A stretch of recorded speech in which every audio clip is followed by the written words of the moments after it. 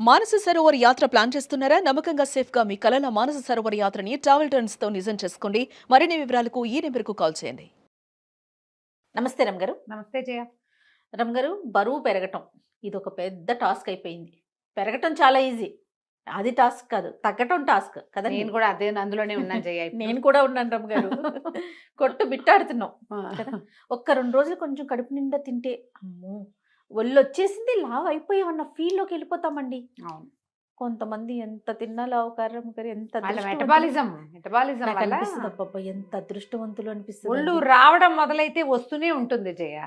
ఆ రావడం మొదలయ్యే లక్షణం లేకుండా ఉన్న వాళ్ళు ఏం తిన్నా బాగానే గట్టిగానే అసలు సన్న బక్క పల్చగా ఉంటారండి. ఎంత తింటారో రవ్వ గారు. అలా అనకూడదు, అలా అనకూడదు తూచి. కానీ అనిపిస్తుంది రమ్మ గారు, నాకైతే వీళ్ళు శుభ్రంగా తిన్నారు, నా కక్క ముక్క లాగి తింటారు అనిపిస్తుంది. చక్కగా తింటారు, పగలు పడుకుంటారు, లేస్తారు, ఏమి ఎక్సర్సైజ్ చేయరు, వంటి తీరు. ఎన్ని బాధలు పడతానో నేనైతే తెలుసా. నువ్వు ఇంటే తింటావు, పిచ్చుకలాగా తింటానా. వాకింగ్లు చేస్తా ఉంటా, ఏదో ఒకటి చేస్తా ఉన్నా కూడా ఒక 2 రోజులు కొంచెం ఒక ముద్ద ఎక్కువ తిన్నానంటే నాకే తెలిసిపోతుంది, అమ్మో నేను లావ్ అయిపోతున్నాను అన్న ఒక ఫీల్ వచ్చేసి. న్యాచురల్గా సన్నగా అవ్వాలి, ఒంట్లో ఫ్యాట్ తగ్గిపోవాలంటే ఏం చేయాలి చెప్పండి? 2 పనులు చేయాలి. తిండి మానేయాలి, ఎక్సర్సైజ్ చేయాలి. ఒట్టి ఎక్సర్సైజ్ తోటి సన్నబడ్డ వాళ్ళు అసలు చూడని చేయ. మనం ఎక్సర్సైజ్ తోటి మనుషులు గట్టిగా అవుతారు, ఫిట్ అవుతారు, గట్టిగా ఉంటారు, కదలికలు బాగుంటాయి, పోస్చర్స్ బాగుంటాయి, ఆ తర్వాత గుడ్ షేప్స్లో కనిపిస్తారు. ఎక్సర్సైజ్ తోటి వెయిట్ తగ్గటం అనేది నిర్వివాదాంశం. ఫుడ్ కంట్రోల్ తోటే మనం తగ్గగలుగుతాము. ఫుడ్ కంట్రోల్ మనం ఎప్పుడు చెప్పుకునేది. 5-6 ఏళ్ల క్రితం ఒకటి చెప్పాను నేను, 3 ఏళ్ల క్రితం అదే చెప్పా, మళ్ళీ ఇప్పుడు కూడా అదే చెప్తున్నా. మీరు 2 అంటారా? ఫుడ్ కంట్రోల్ ప్లస్ ఎక్సర్సైజ్ ఖచ్చితంగా. లేదా ఓన్లీ ఫుడ్ కంట్రోల్ లేదా ఓన్లీ ఎక్సర్సైజ్? ఇప్పుడు ఓన్లీ ఫుడ్ కంట్రోలే చేస్తాం జయ. మనము ఈ డండ్ల పిల్లోలోంచి లేదా ఎయిర్ పిల్లోలోంచి గాలి తీస్తే మనుషులు అది ఎలా అవుతుంది? ఎయిర్ పిల్లో తస లూజుగా, అవునా? నువ్వు డైట్ చేసి సన్నబడిన వాళ్ళు గుడ్ షేప్లో ఉన్నారని గబుక్కును గుర్తొచ్చిన వాళ్ళని ఒక్కళ్ళనైనా చెప్పు. నువ్వు ఎవ్వరు లేరండి. షేప్లెస్గా అయిపోయిన వాళ్ళు 100 మంది గుర్తొస్తారు, సెలబ్రిటీస్తో సహా. గుర్తు చేసుకో, నా మాట అబద్ధమైతే. సెలబ్రిటీలు దాకా కాదు, నాకు మా ఆయనే గుర్తొస్తున్నారు. ఈ వీడియో చూస్తే నన్ను చంపేస్తారేమో గడి. తగ్గిపోతే మీకు తెలుసు కదా రమ్మ గారు, ఎంత డ్రాస్టిక్ గా తగ్గిపోతాడంటే అన్ని మానేసి మళ్ళీ అసలు ఎంత షేప్. అదే మీరు అన్నట్లుగా పిల్లో కనుక ఎట్లా అయిపోతుంది. పెద్ద పిల్లోలో బాగా నిండుగా పత్తి కూరిన పిల్లోని సగం తీసేస్తే డీలాగా ఏడిసినట్టు ఉంటారు. ఊరెళ్తే రమ్మగారు కొంతమంది పెద్దవాళ్ళు అయితే పక్కకు తీసుకెళ్ళి, ఏంటి బాబు ఏదైనా సమస్య అంటారు, ఏదైనా ప్రాబ్లం అంటారు, హెల్త్ బాగోట్లేదా, లేకపోతే పర్సనల్ గా బాగోట్లేదు, ఇంకా రకరకాల ప్రశ్నలు అనమాట. నిజంగా రమ్మగారు కదా. అస్సలు మీరు డైట్ చేసేవాళ్ళు ఇప్పుడు ఎన్ని రకాల డైట్లు వచ్చినాయి. మనమే సుమన్ టీవీయే బోల్డని డైట్లను ప్రమోట్ చేస్తుంది, బోల్డని యోగాల్ని ప్రమోట్ చేస్తుంది. యోగా చేయండి, లేదా ఎక్సర్సైజ్ చేయండి, పిలాటిస్ చేయండి, జూంబా చేయండి, ఏమైనా చేయండి. దాంతోపాటు డైట్ కంట్రోల్ కూడా చేయండి. అదేదో డైట్ తీసుకుని మీరు సన్నబడితే ఎంతమందిని చూసాను చేయ, అద్భుతమైన డైట్లు ఏమీ తినకుండా వటించి ఉండి 18 కిలోలు, 20 కిలోలు, 30 కిలోలు తగ్గిన వాళ్ళని కూడా చూసాం. ఆ తగ్గిన వాళ్ళు అదే వెయిట్లో మెయింటైన్ కావాలి అంటే ఎక్సర్సైజ్ మస్ట్.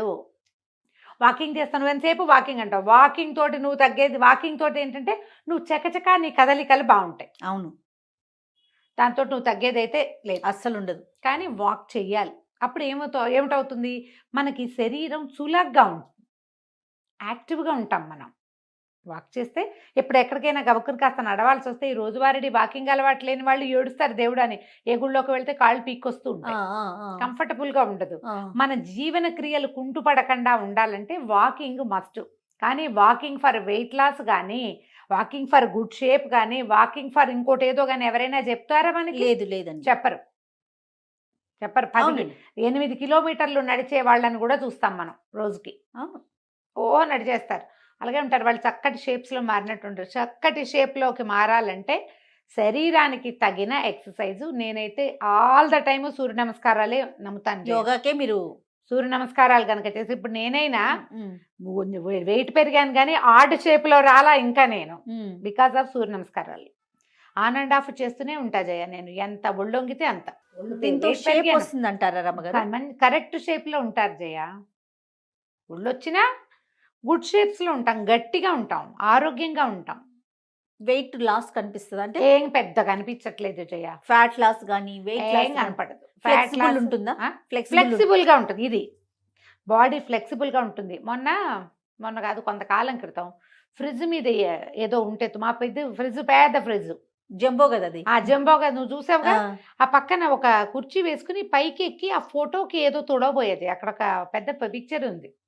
తుడవబోతే ఏం చేశాను, బాగా అందట్లేదని కుర్చీ కాలు మీద, చేతి మీద ఒక కాలు ఆనించా. ఎలా పడ్డానంటే మామూలుగా పడలేదు. ఏడాది క్రితం అసలు దిమ్మ తిరిగిపోయింది. ఏమైపోయానో కూడా అర్థమై చావలేదు నాకు. మామూలుగా అయితే ఈ ఏజ్కి ఏదైనా విరగాలి మరి కదా, ఏం అవ్వలేదు జయ. అయ్యో చించి ఎంత పెద్ద రహస్యం చెప్తా కదా నీకు నేను. భగవంతుడా, ఇది ఎలా అయిందంటే చెయ్యి ఆడ్గా నేలకు మనం పడేటప్పుడు ఎక్కడో చోట చేతులు పెట్టేస్తాం కదా, వేలు కొంచెం ఆడ్గా ఎట్లాగో పక్కకి తిరిగింది. ఒక 2-3 రోజులు వాపు ఉంది. ఎక్స్రే తీయించాం, ఏమైనా విరిగిందా అని. ఏం లేదు, ఒక ఆడ్గా అయింది. అలా అప్పుడే అటు ఇటుగా మా అక్కయ్య కూడా ఇలాగే పడింది.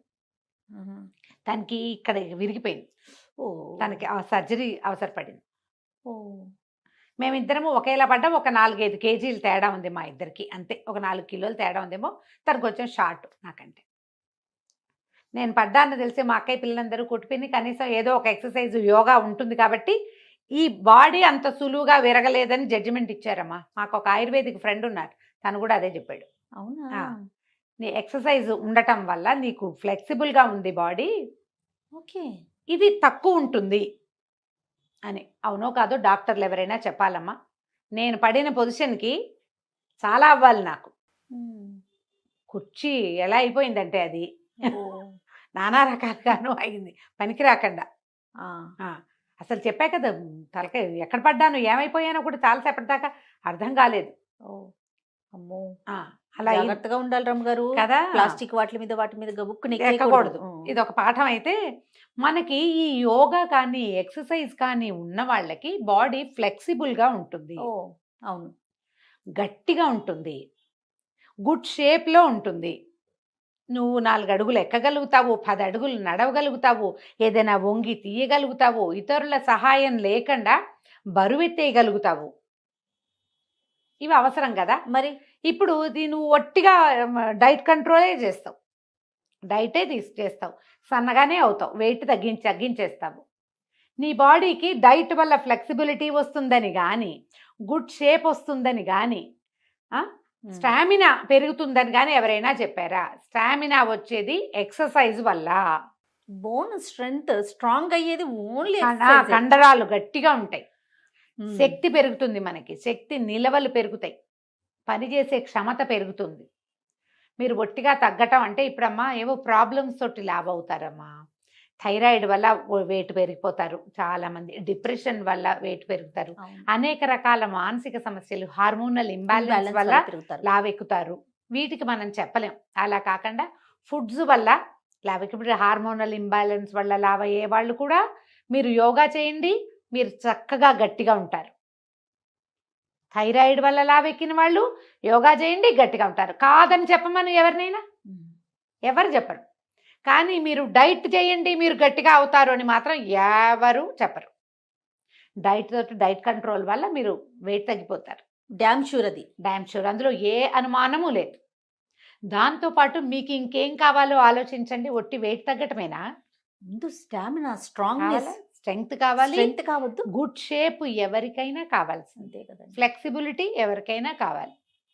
వాటి కోసం కూడా ట్రై చేసేటట్టయితే ఫుడ్ కొంత కంట్రోల్ చేయండి.